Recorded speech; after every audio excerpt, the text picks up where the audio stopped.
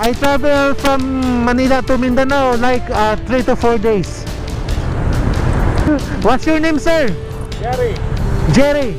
Yeri. Okay. Johnski. Yes, sir. Andito na tayo sa Bitukang Manok. Ang ganda dito, oh. Bakit parang kakaiba yung dagat nila dito? Parang kalahati ilog. Tubig sa ilog na yan eh. Pasok na tayo.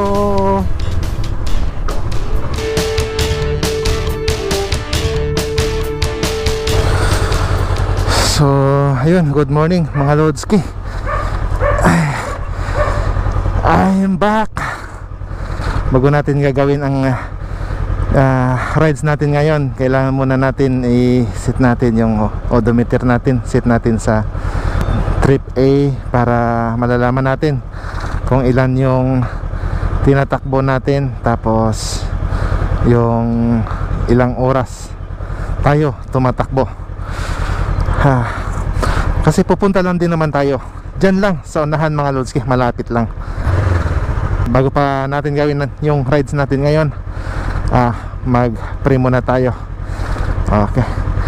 Papa God, Papa Jesus, maraming salamat sa magandang umaga na binibigay mo sa amin ngayon.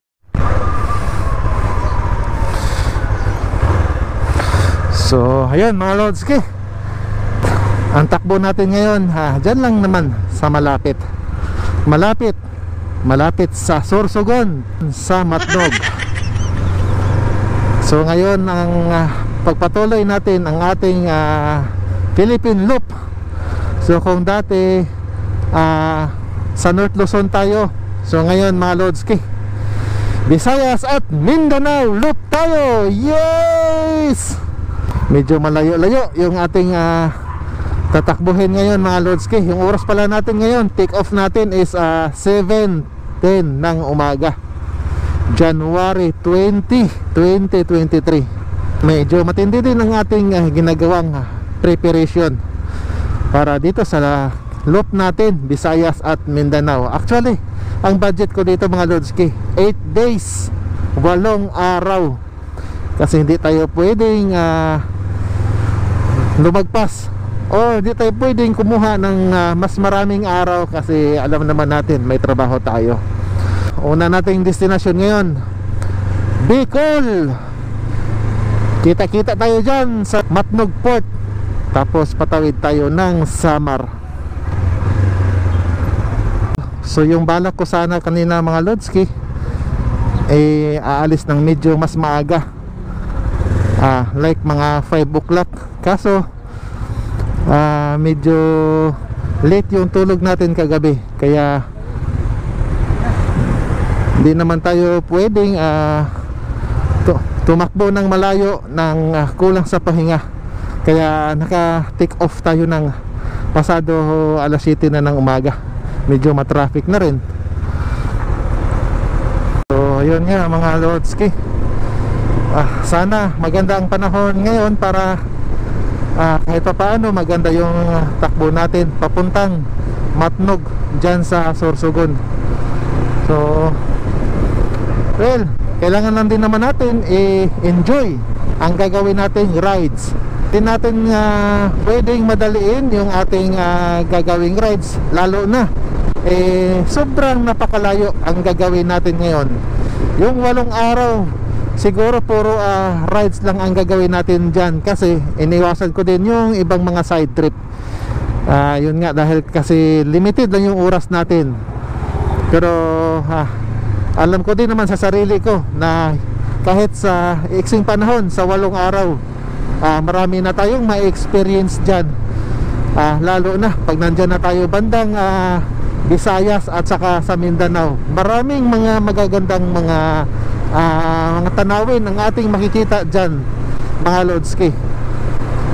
So okay, i-enjoy natin.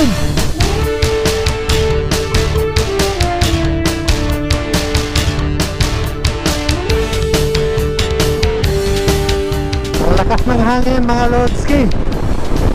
Tsaka mukhang sasalubungin tayo ni Haring Ulan. Ayan na si Haring Ulan. Pero ang saya-saya na kasabayan natin ating mga kasamahang mga motorista. So hindi ko alam kung saan ang rides nila. Parang grupo din sila magkakasama. Pero ako solo-solo lang. Yan ang challenge sa sarili ko. Solo rides sa sobrang layong rides. Saan kaya ang pangapunta nito nila mga sir? Kaya yun mga sir, ride safe. Ingat lagi mga sir.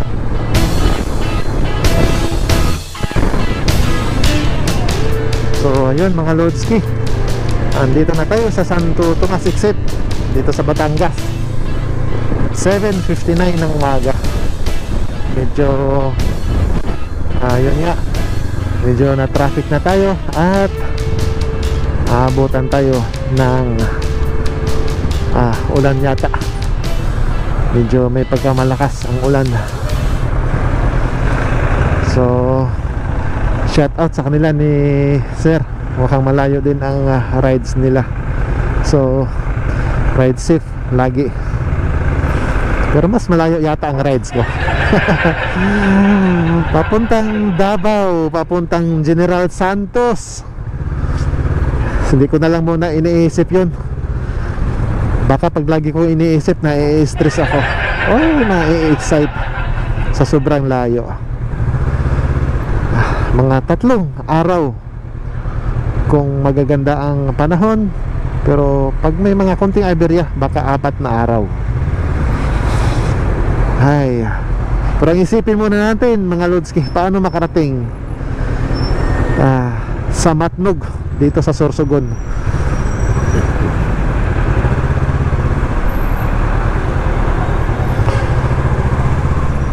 Mukha pa namang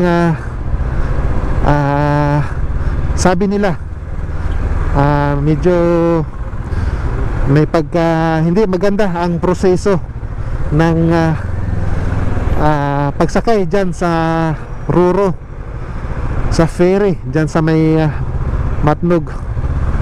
Medyo magulo ang sistema. Kaya shout out sa Philippine Port Authority, sa PPA dyan sa Matnog, Sorsogon. Sana maging maayos na ang sistema ninyo dyan. Kaya yun, titignan natin. Baka ba mayang gabi titignan natin kung maganda na ba ang sistema. Kasi naririnig ko, lalo na nung December, grabe ang daming mga nagko-complain na mga motorista tungkol dyan sa yun nga, pagsakay ng ferry dyan sa Matnog papuntang Alinsamar. Kaya yun, huwag nyo ako iwanan mga Lodski, samahan nyo ako. Let's go!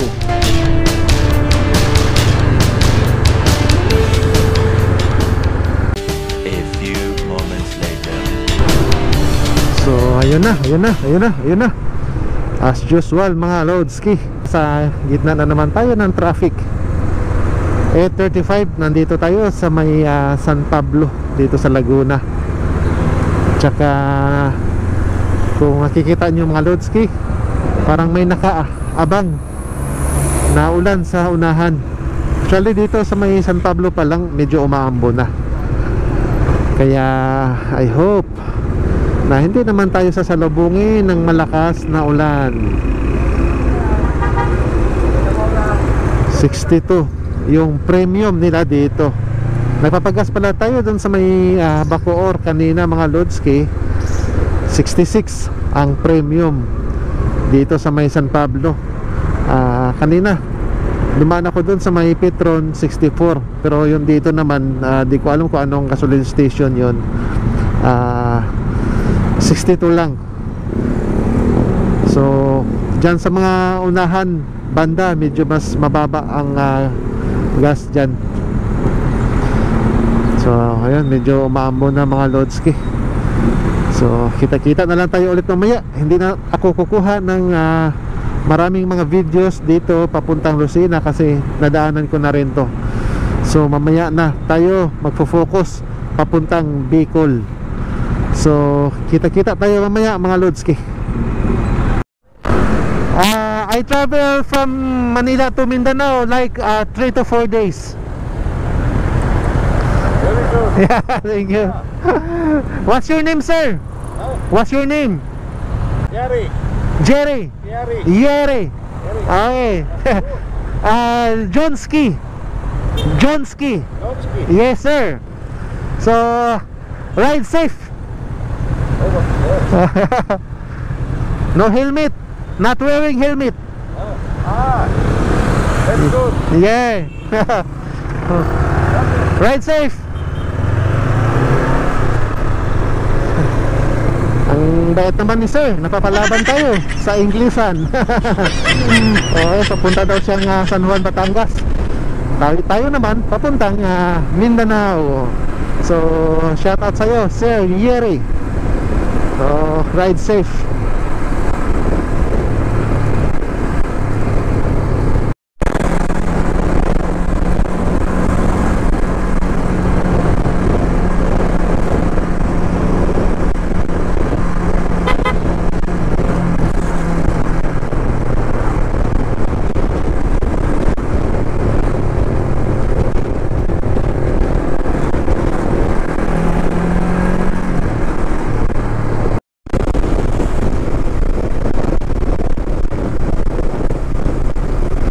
Grabe, ang lakas-lakas na ng ulan. Di pa tayo nakakarating ng Lucena mga Lodski. Sinalubong na tayo ng sobrang napakalakas na ulan. Ganun pa man, nakahanda tayo. Pero sana hindi naman hanggang Bicol yung ulan. OMG. Ay nako. Pero kakayanin natin to. Go, go, go mga Lodski. Go, go, go.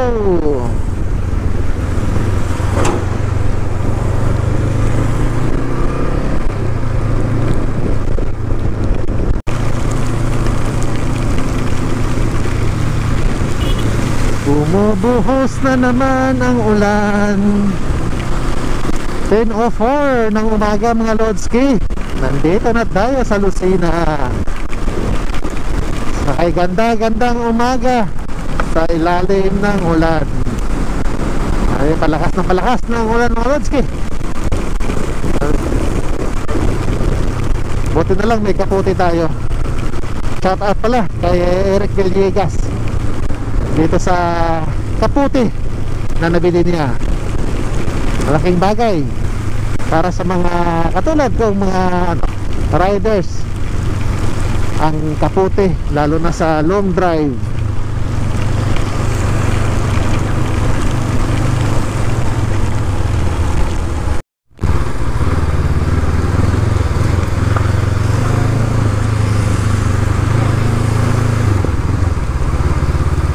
Dito na tayo sa Sigsag. Approaching Sigsag na tayo mga Lodski. Kaso grabe, ang lakas ng ulan. Parang gusto ko munang tumigil dito at makahanap ng makakainan.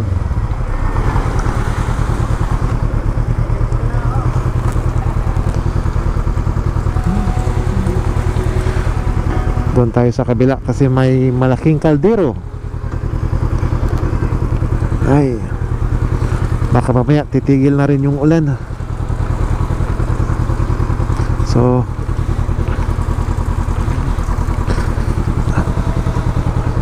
grabe, lakas ng ulan. So kain muna tayo.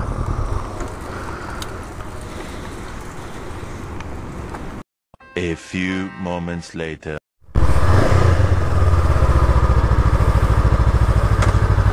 So ayun, tapos na tayo kumain mga Lodski. Pero maulan pa rin. Aakyat na tayo dyan sa may bitukang manok kung tinatawag nila. Dito na yon.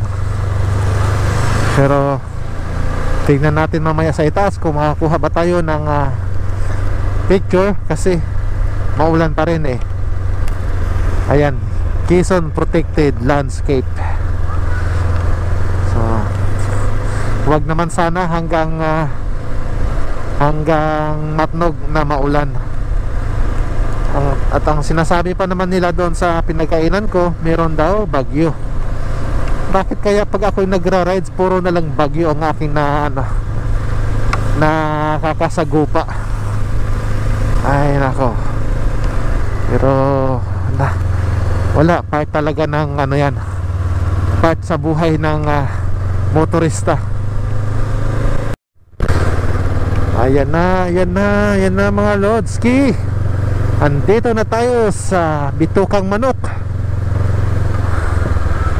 So yun, yung mga kumakaway-kaway dyan, sila yung nagmamando ng traffic. Ang ganda.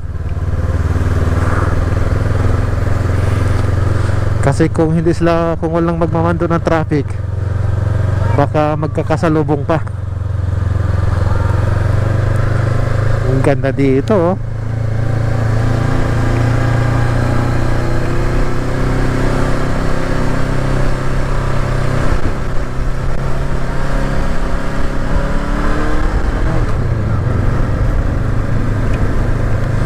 Sorry, hindi ako makakabunot ng mga barya-barya.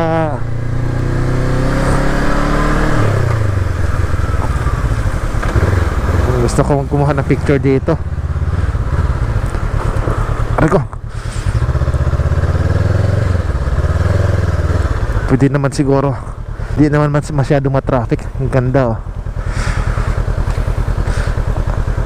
Doon na lang kaya sa itaas, may mga naka-standby doon. Pwede tayo makisuyo, magpapapicture.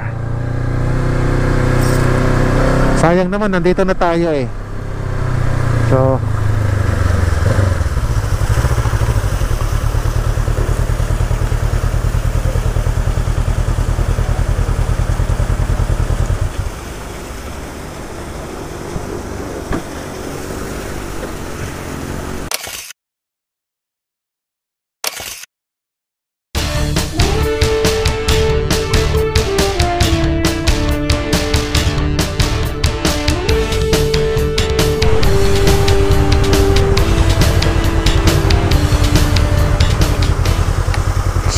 ayun, kahit papaano, kahit malakas ang medyo malakas ang ulan, nakakuha pa rin tayo ng picture.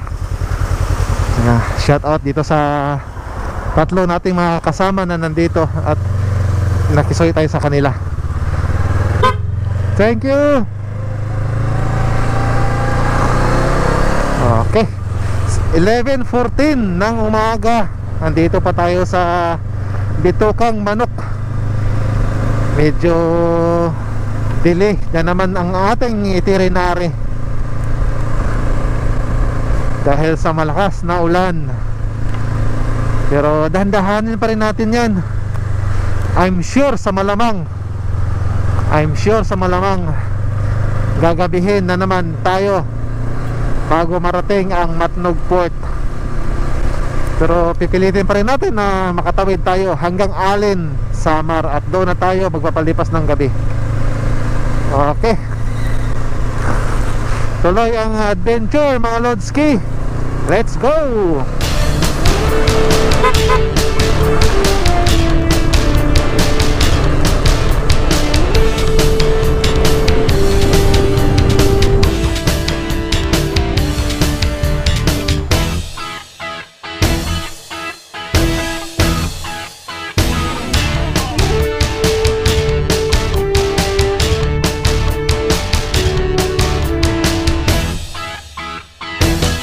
Grabe, ang lakas ng baha. Ang lakas ng baha, ang lakas kasi ng ulan. Grabe, oh. Thank you.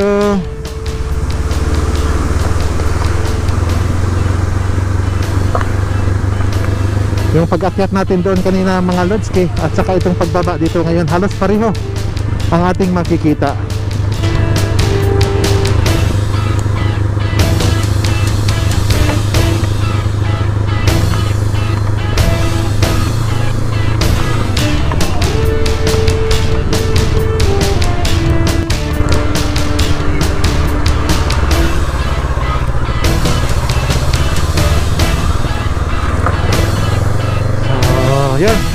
Tuloy-tuloy mga Lodski.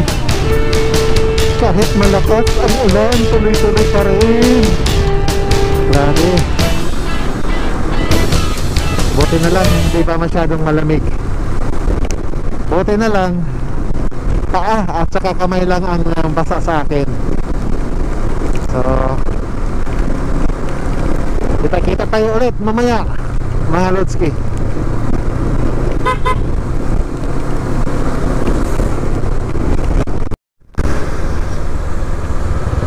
Ayan, kita ko na yung dagat. Nakita ko na ang dagat. Pero malayo pa sa tinaig manok. Uy! Tumama tayo sa butas. Kaya dapat bandang dito sa may Quezon Province mga Lodski, kailangan ang mga dubling pag-iingat. Kasi ang daming mga kalsada dito na maraming mga butas. Mabulbulaga ka na lang pagdating mo sa unahan, akala mo napakakinis, pero pagdating doon sa unahan, ang lalalim ng mga butas. So kailangan ingat-ingat. Tsaka kung gabi kayo dadaan dito mga Lodski, kailangan malakas ang iyong ilaw. Kasi delikado pag medyo mahina yung ilaw nyo.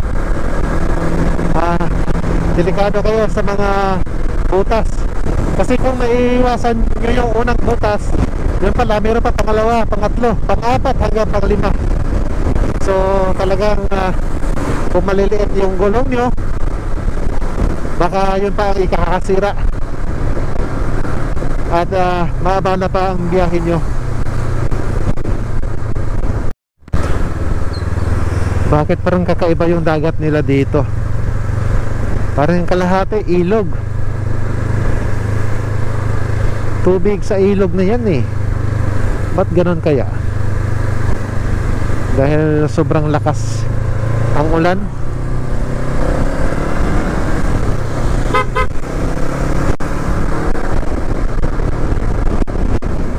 Ayan no. Parang tubig sa ilog.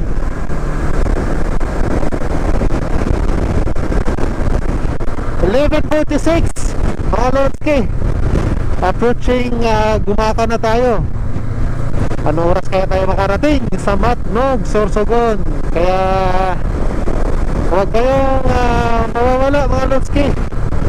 Sundan nyo ang aking Kismin Loop, Visayas Mindanao Loop. Biyaheng Davao tayo, biyaheng General Santos City.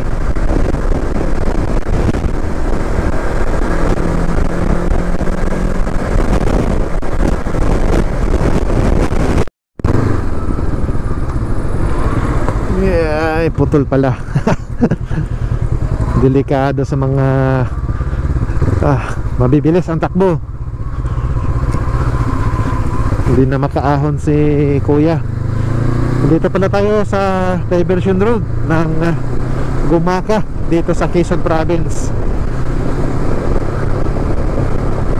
Medyo wala masyado dumadaan dito kasi grabe naman talaga ang paahon, baba akyat sa bundok. Pero maganda naman ang kalsada. Hindi lang siya advisable pag sa gabi kasi parang wala masyadong kabahayan na madadaanan. So mas maganda na lang kung doon na lang sa Philippine Highway ang dadaanan kapag sa gabi kayo kapag sa gabi kayo makakadaan dito.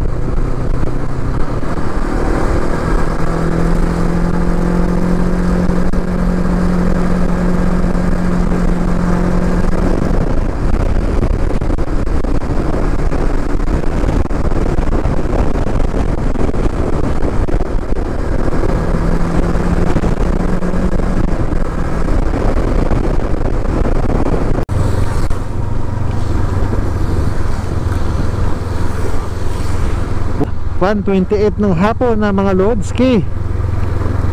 Andito na ako kung saan andito pa tayo sa boundary ng Bicolandia at saka Quezon Province. So pag dire-diretsuhin natin yan, Dait 94 kilometers, Legazpi Matnog na ko, layo pa, 342 kilometers. Samantala yung natakbo natin is 240 kilometers pa lang. Mag-alauna 30 na ng hapon. So malayo-layo pa yung destination natin mga Lodski. Matnog 342 kilometers. So laban lang, laban. Kaya yan. Estimate ko nga baka mga alas 7 or alas 8. Sana pagdating natin bandang Legazpi maaraw para makita natin si Mayon Volcano. Sayang kung hindi natin masilayan ang ganda ng Mayon Volcano kung ganito ang panahon, kung laging naulan. Tsaka ang hirap, hindi tayo makapagpatakbo ayon sa gusto nating takbo.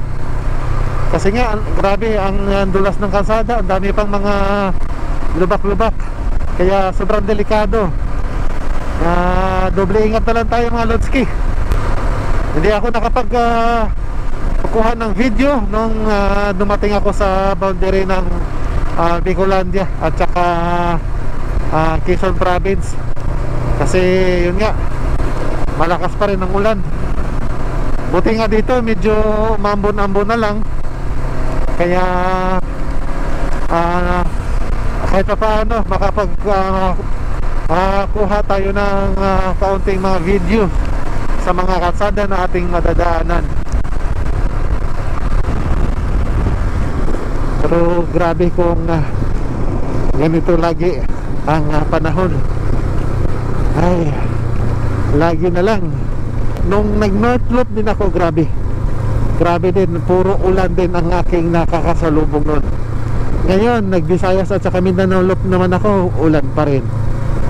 Pero kaya yan, kaya. So nandito na tayo sa alam ko Andaya Highway to nandito eh. Di ako sigurado pero alam ko Andaya Highway to. So ang labas nito Sipokot. Siguro pagdating natin doon magpapahinga tayo bandang Sipokot. Doon sa may pahingahan ng mga travelers, yung Caltex or Petron na makikita natin dyan sa Sipokot. So kita-kita mamaya mga Lodski. Back na naman.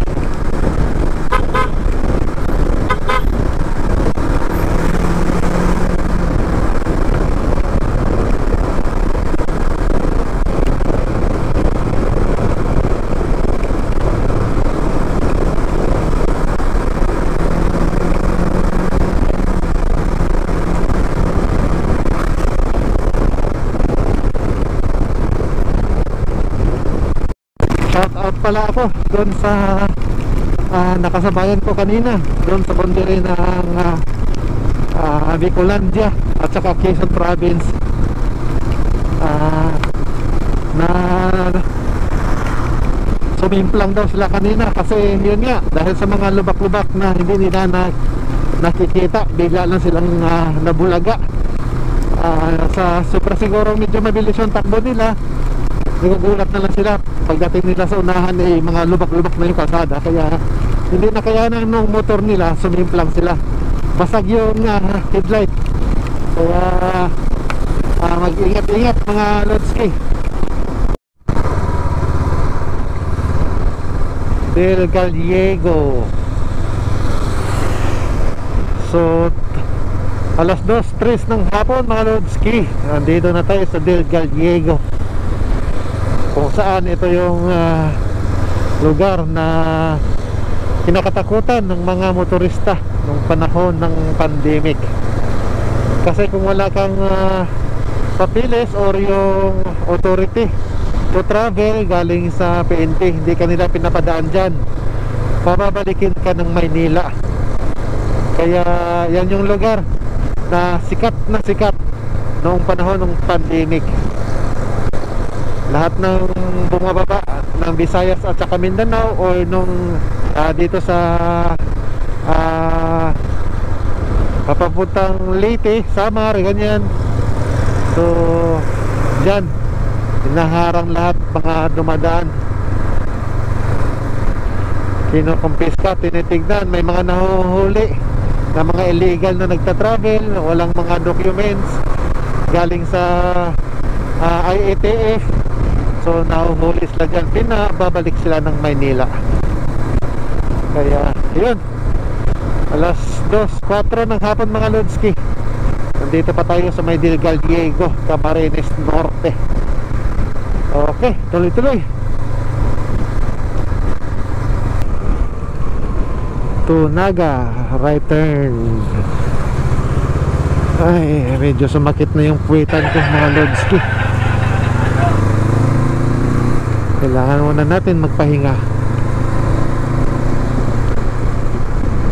2:54 na ng hapon, alas 2:54 ng hapon.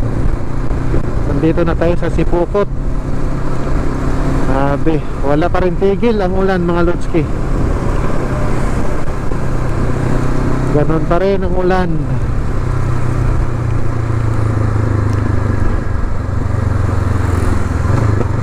Mahal pala dito yung XCS. Parang kapresyuhan lang ng Cavite. Pagas muna tayo bago magpapahinga.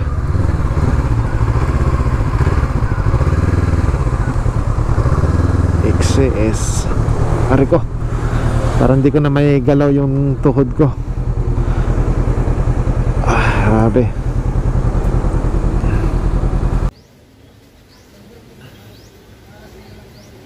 So ayun mga Lodski, nandito na ako sa may Sipukot. Papahinga lang muna saglit, tapos after siguro mga 15 minutes back na naman. Di man lang nagpakita dito si Haring Araw. Grabe, mula kanina Lucena hanggang dito maulan talaga. Hindi ko alam kung makakarating ba ako ng Matnog nito or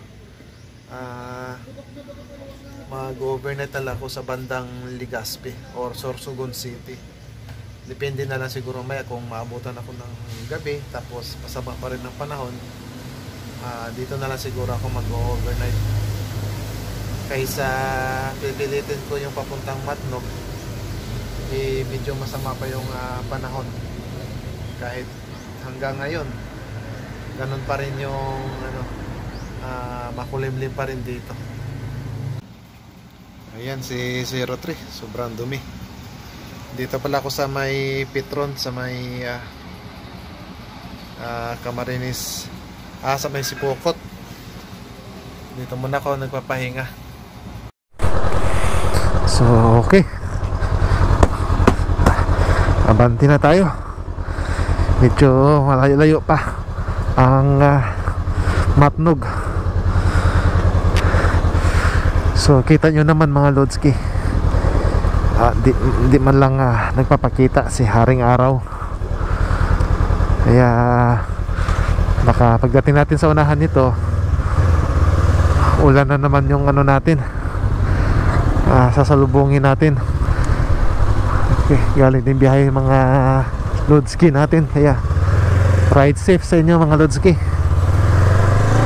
Okay, sana wala nang ulan. Pero nandyan na naman si Haring Ulan nakaabang. Diyos mio. Okay, let's go.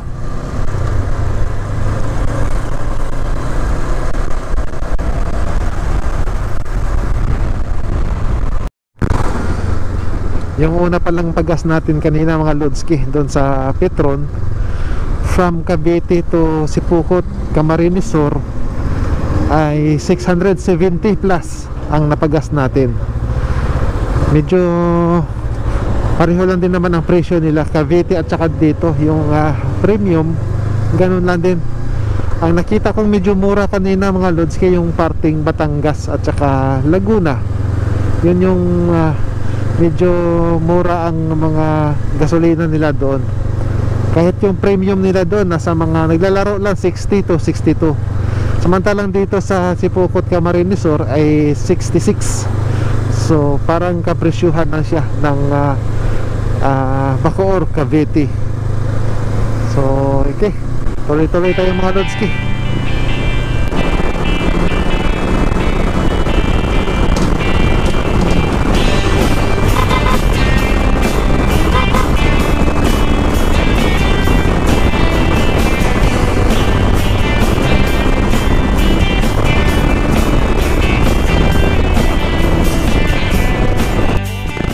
Ay, salamat, salamat. Thank you, Lord. Ay, sa wakas, nagpakita rin si Haring Araw. Simula kanina sa Lucena, mga 9 o'clock siguro, hanggang alas 3 ng hapon. Hindi ko nakikita si Haring Araw. Pero ngayon, ay, thank you, Lord. Sana tuloy-tuloy na. Okay. Andito pa tayo sa Camarines Sur. 3:55 na ng hapon. Papunta pa lang tayo ng Naga. Andito pa tayo sa San Fernando, Camarines Sur. So pagmamalasin pa tayo, medyo matraffic pa dito. Pili papuntang Naga. Ayan, matraffic dyan. Pero kahit pa paano, nakita na natin si Haring Araw. Ay, praise the Lord. Woo! Thank you.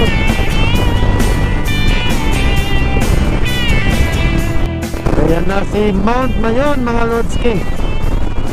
Kaso ayaw pa rin magpakita yung pinakadulo niya. Napuno pa rin ng fog. Napuno ng ulap.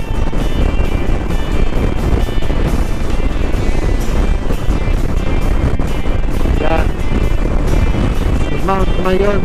Sana mamaya pagdating natin ng Legazpi, may magandang area doon.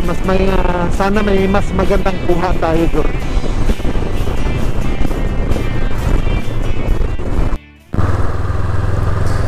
(5:27) ng hapon mga Lodski. Approaching tayo ng Legazpi City. Pero ayan na naman si Haring Ulan. Nagbabadya na naman si Haring Ulan. Hindi ko alam kung anong oras natin marating ang Matnog ngayon. Puro kasi ulan ang sumasalubong sa atin. Ay, so ayun mga Lodski, dumating ako dito sa Sorsogon mga 7 o'clock yata kanina. Tapos dinner lang muna ako dito sa 7-Eleven habang nagpapahinga. Nagre-research din ako kung may cancellation ba ang mga roro na tumatawid papuntang Samar. Kasi yung ibang mga nakakausap ko sa Sipokot kanina, ang sabi ng mga nagbibiyahe, mga truck driver, pag masama daw ang panahon dito sa may Sorsogon or Matnog, nagka-cancel daw yung mga roro or yung mga ferry na tumatawid sa Samar. Pero nung dumating naman ako dito sa Sorsogon, wala namang mga sign na sila makakatawid sa Visayas or sa Samar. So tutuloy ko na lang siguro yung pagpunta ko sa Matnog naman. Papahinga lang ng konti, tapos rat-rat na naman. Kahit alas 9 na ng gabi, raratatin natin yan. So ayun, 8:40 ng gabi mga Lodski. Kakaalis lang natin dito sa Sorsogon. Papunta na tayong Matnog. Mga 50 kilometers away lang naman. Siguro mga isang oras din yun. Mga Lodski, kung nakikita nyo itong dinaanan ko, hindi to airport ha, kasada to dito sa Sorsogon papuntang Matnog. Kala mo nasa airport kayo kasi grabe, napaka-diretso yung kalsada. At saka may pailaw-ilaw pa sa gitna. Ang ganda. At saka suwabe-suwabe yung pagkagawa ng kalsada, hindi malubak-lubak. Kaya shout out sa mga taga Sorsogon. Ang ganda ng kalsada nyo dito. So nagbayad tayo ng 940 sa FastCat, and then dito sa LGU at saka terminal fee. So ayun, ang laking bagay mga Lodski yung ginawa ni Go na low lane, kasi talagang maganda yung process na pagkasunod-sunod. Pagka bayad mo ng ticket, punta ka na lang ng LGU, tapos babayad ka lang doon, tapos ayun, terminal fee, walang 20 minutes mga Lodski. Tapos kung available naman ang fare, ayun, pwede ka na pumasok doon sa pier, at saka pag ready na yung Roro, diretso ka na. So napaka helpful nung low lane na ginawang aksyon ni Gob, dahil nga doon sa maraming complaint ng mga nakaraang buwan. So yan, pasok na tayo mga Lodski. Pero bago tayo pumasok, syempre checkpoint natin dyan yung Matnog Port. Kailangan natin kumuha ng picture. Syempre hindi natin pwede kalimutan yan, ma-disqualify tayo sa Philippine Loop Adventure Tour.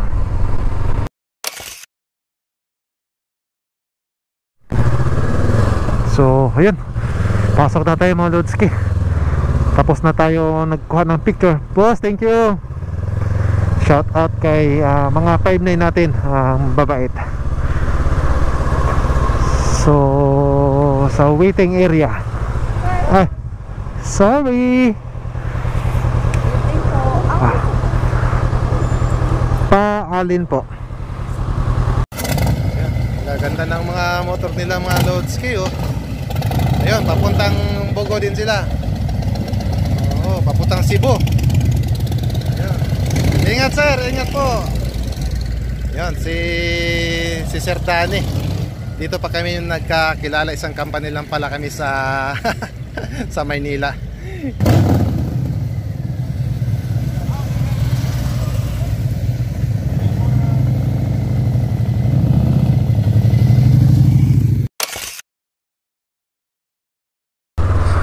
Okay, sa wakas paakyat na rin kami ng barko. 11:52 ng hating gabi, naglo-loading ang FastCat. Pasok na tayo. Uy, wag kang malog. Ayan, dito tayo.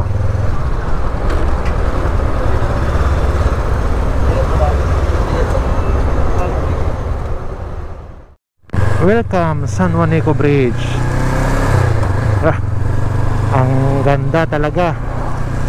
Yes, San Juanico Bridge.